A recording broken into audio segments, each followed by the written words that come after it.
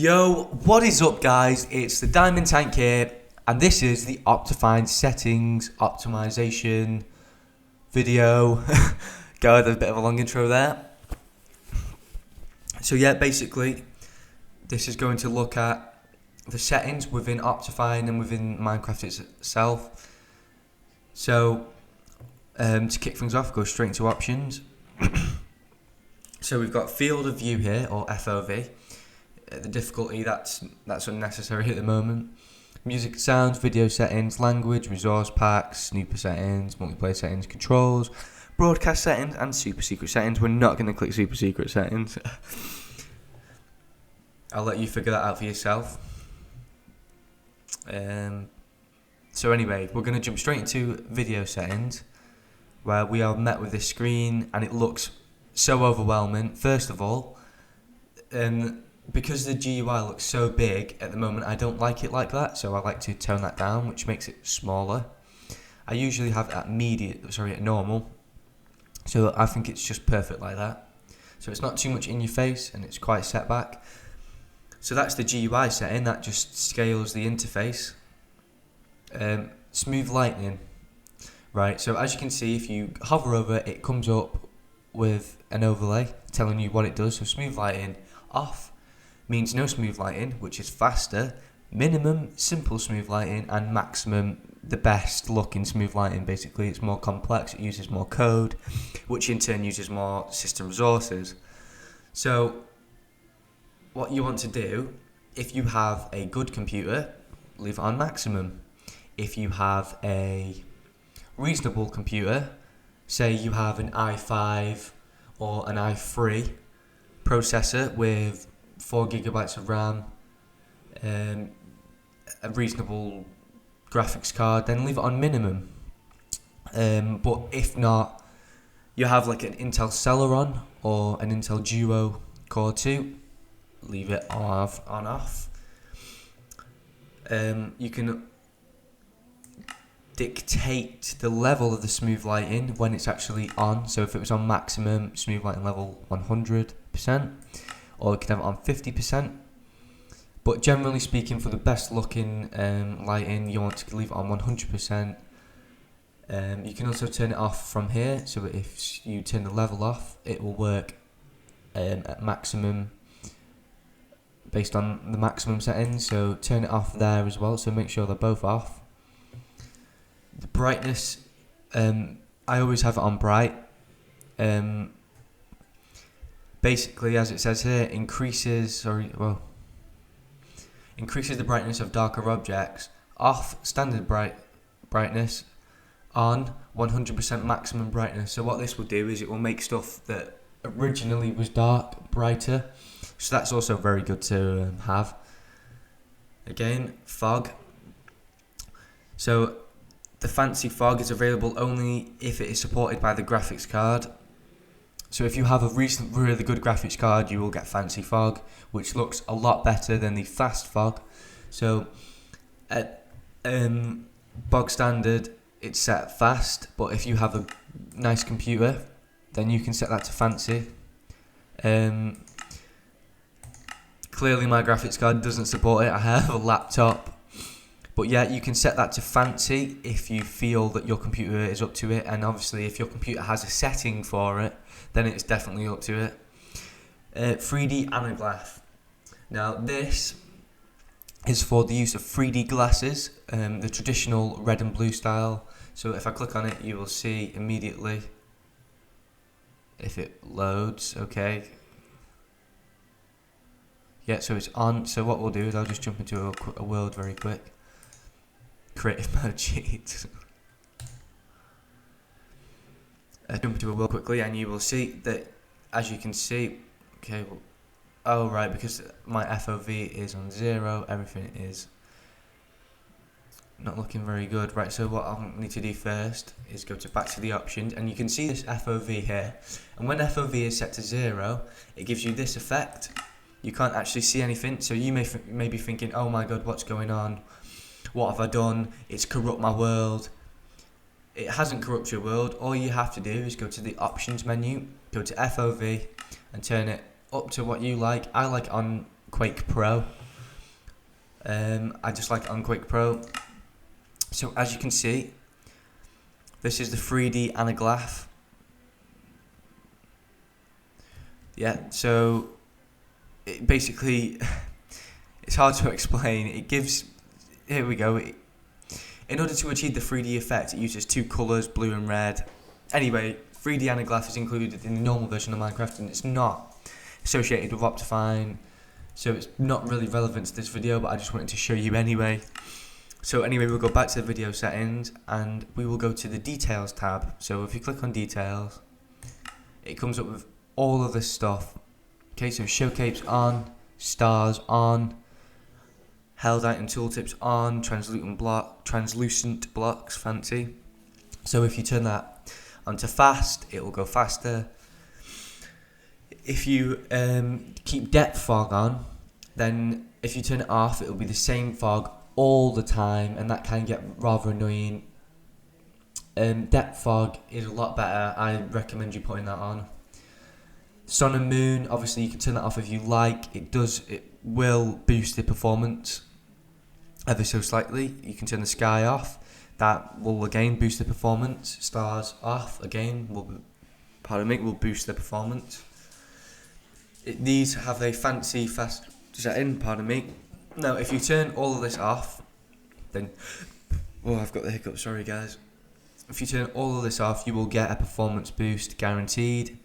So clouds default, fast, fancy, or off. So if you turn the clouds off, you can't turn the trees off, but you can set them to fast, which will again boost your FPS. So what I'm going to do is I'm going to go through all of this and tell you exactly what everything does, and then I'm going to select two different modes. I'm going to select a mode that will allow everything to look beautiful, and at the same time give you reasonable performance. Then I'm going to put it on a mode where it's literally boosting the FPS to the maximum, and then that's it, guys. So anyway, we'll move on to the animation section. So these are all the animations of everything in the game. Now these all have dynamic or off or on. So dynamic will be when it's moving and it looks really nice.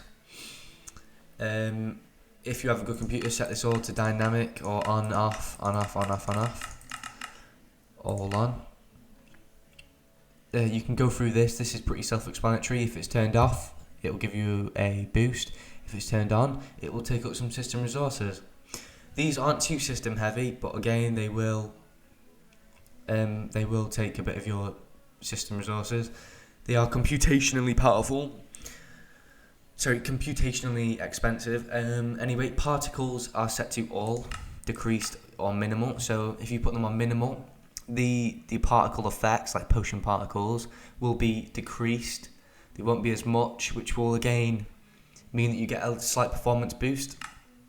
And that's the animation section. So okay, now we're on to render distance. Now you can turn this onto extreme if you want to, but that is not a very good idea unless your computer is ridiculous. Like, I don't want to boast, but my laptop can run extreme. It's a tad bit laggy, but it's capable. But I prefer to have it on a lot lower, especially when I'm recording, because it gets you that few extra frames. So I like to keep it on far. Okay, so anyway, right, this is very important. Okay, you can keep the FPS on very high, and what that will do is that will use all of your system resources on getting the most frames possible. Okay, and that can be a good thing, but it can also be a bad thing. Now we'll get onto that in a moment. So you can limit your FPS for specific reasons. Like, I wouldn't really recommend limiting it to 5 PS because it will look despicable. Pardon me. Definitely don't limit to 5 FPS. The best to limit to is 60 FPS. If you are going to limit at all, or depending on your computer, 150 will look a lot better. It will look less choppy and a lot more smoother. However, the best option that I could give to you guys would be to select VSync. So if you scroll all the way to the bottom, it comes up to max frame rate VSync. Now what VSync does, virtual sync, is your monitor has a refresh rate. So that screen is refreshing itself 60 times in a second. If you set it to VSync, Minecraft mimics the capability of the monitor, which means it's actually smoother and it uses less resources because it's not concentrating on getting the maximum frames. It's just concentrating on getting the necessary frames, which means it's not over performing. It doesn't need to perform that much. Bit of a sorry, mid phone call. I'm not going to answer that. Just wait for it to go.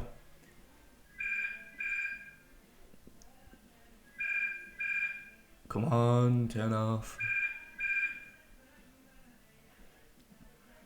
There we go. Right. So that was VSync. Right. Bobbing is when your character is moving, it sways from side to side. That is a good idea to turn off for performance. I don't particularly like bobbing, so I turn that off anyway. Now, advanced OpenGL. OpenGL is very good to have on. Basically, it renders certain aspects of Minecraft in specific ways, using obviously specific code. I do believe it's a secondary application. I think it's Microsoft OpenGL, Microsoft Graphics Library or some Open Graphics Library or something. It uses lots of DLLs and whatnot. So basically, what we need to do is we need to set this to fast for the fastest performance and fancy for better looking graphics, obviously. So I'm going to set this to off for now. So anyway, chunk loading default. So that'll be unstable FPS, which will mean when loading chunks, it will be all over the place. It will just be doing what it can when it can, and it's not really good. The best thing I can say is if you want stable FPS and you have a not the greatest computer, leave it on smooth. But if you have a good processor, then you definitely want to put it on multi-core, a good graphics card GPU and a good CPU, then you definitely want to turn it up to multi-core. Multi-core is so much more smoother, it is unreal. You will get a ridiculous performance boost from it, I can guarantee you, just by changing that setting alone. Fog start, that doesn't really affect performance. As it says, this option usually does not affect the performance. So what you want to do with that is you just leave it on 0.8, and if you feel that you get a bit more of a performance boost, leave it on 0.2. So now we're on the last three tabs. We're going to go to quality. So we have mipmap levels. Basically what mipmapping does is 2D images are added to a 3D object, and then these 2D images and then scaled backwards into the 3D image to give it a bit of depth. This in turn will smooth it because they are bitmap images. This will in turn smooth it out a lot more and make it look a lot better. So if you want maximum quality, leave it on 4. And if you want mipmap levels off, you will sacrifice a bit of quality. But that's not to be worried, it's not a great difference. So you also have mipmap type over here, nearest. Okay, so it takes a few seconds. You have a few settings over here, mipmap type bilinear, trilinear. So these are all basically visual effect, which makes distant objects look better by smoothing the texture details. So best thing you can do, depending on what your graphics card is capable of, if you go through your graphics card settings, you will see stuff like trilinear, bilinear, and linear smoothing. If you have a top of the range graphics card, trilinear is the best one you can pick. Bilinear for medium to cheap graphics card, and nearest for bog standard. I'm going to leave it on bog standard there. So we also have anisotropic filtering here. Basically, like I said, the anisotropic filtering restores details in mipmap textures. So basically, when the texture has been brought back in the 2D image, it will make it look a lot even more smoother. Now, that is for very powerful graphics cards. It's best to keep this off if you want performance boost. You won't really notice that much difference. But if you have the best of the best computer, then you're going to want to leave that turned on just because you can. Because I can. This is all self-explanatory. Connected textures, obviously if you put this on fast or off, it will run a lot smoother. Custom sky, leave that on, doesn't really do much. Hold on a second. Default sky faster. Oh, actually, yeah, sorry. Custom sky, basically, if you have a texture pack installed, it will use the textures from the texture pack instead of the default one. So it's always best to leave that off if you want performance and on if you want your texture pack sky to be picked. So anti-aliasing, that's also another thing that will smooth stuff out. As it says, anti-aliased lines and edges. Basically, it smooths out jagged lines and sharp color transition. So again, it makes everything look more smoother. When you zoom in with the OptiFine mod, you can see that the lines are jagged. So you can use anti-aliasing to aid you there. Really does help actually. I don't actually ever have it on because it is very system extensive. So it's not a very good idea to have on if you have a poor computer. Random mobs is good to have on if you want to fight random mobs, but you can turn them off, and this will give you a system boost again. Better snow, self-explanatory. All that stuff there is self-explanatory. Performance settings, smooth FPS. If you want smoothed out FPS, it will stabilize them, so they won't fluctuate as much. But like I said, if you have VSync on, this will not matter. You can have load far on, so what will happen is the chunks will get loaded that are far away. That can be good, that can be bad. Chunk updates. You've got 1, 3, 5. 1 is default, slower world loading, the higher FPS, and it goes down. You can read over that if you really want to. We have fast math. You can have it on, and that will render stuff and do stuff fast, where it can also really overcomplicate things, and it's not really the best setting unless you have a supercomputer again with an amazing processor. So fast render, you can have faster rendering by leaving it on, or you can have standard rendering. I always say it's better to have this on, because what it will do, as it says here, uses optimized rendering algorithm which decreases the GPU load and may substantially increase the FPS. So basically, if your graphics card is reasonable, but you have a super cool, amazing processor, i7 Extreme Edition, you name it, then turn fast render on, because it's super powerful. And what it does is it takes the load off your GPU, so your processor can do most of the work instead of the GPU. Honestly, I recommend having that on. It really will help. Smooth world, no stabilization, FPS may fluctuate. On FPS stabilization. So if you want the FPS to be stabilized, turn it on. Turn it on. Come on, turn on. Okay, obviously it's not going to turn on for the video. Defines an area in which no chunks will be loaded. You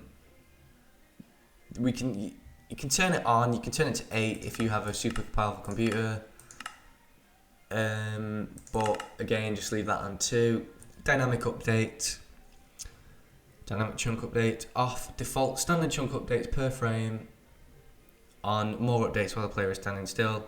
I like to keep that off, but when you're moving, it can be a lot better. It can make that transition between biomes and that bit smoother. Lazy chunk loading. If you leave it on, it gives you really nice effects in terms of chunk loading. Especially when you're switching from different chunks, the transition will look a lot smoother. And when it is on, like I said, everything will look a lot smoother. Excuse me here, I just yawn. It's early in the morning. Okay, so we'll go done. We'll go to other, and then we can have the lagometer on, which is basically, I will show you what that looks like now actually. Single player, Go back to the creative mode with cheat. Okay, we forgot to turn on a glyph off. Give it a few seconds. There we go. Performance. Oh, sorry, no, it was another lagometer on. Okay, so why is it not working? That's what I want to know.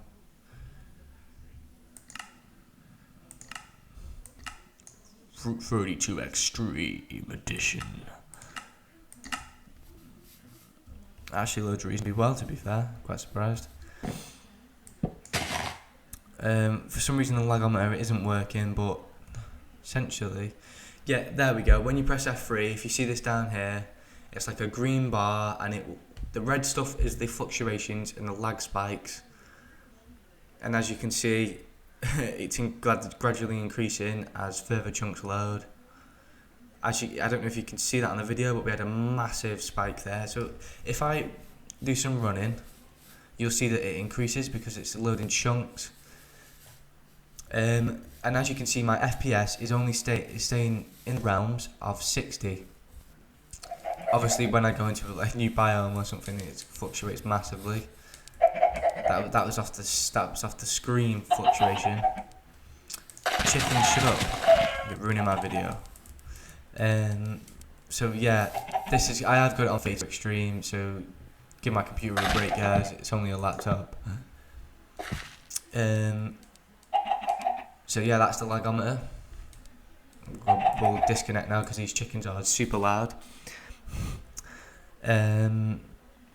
Right, back to the options. Video settings, other. Okay, so the lagometer, we've got weather on or off. If you turn it off, you will get a performance boost. Full screen, that will make it fit the entirety of your monitor screen. If you like that, have it on. I don't.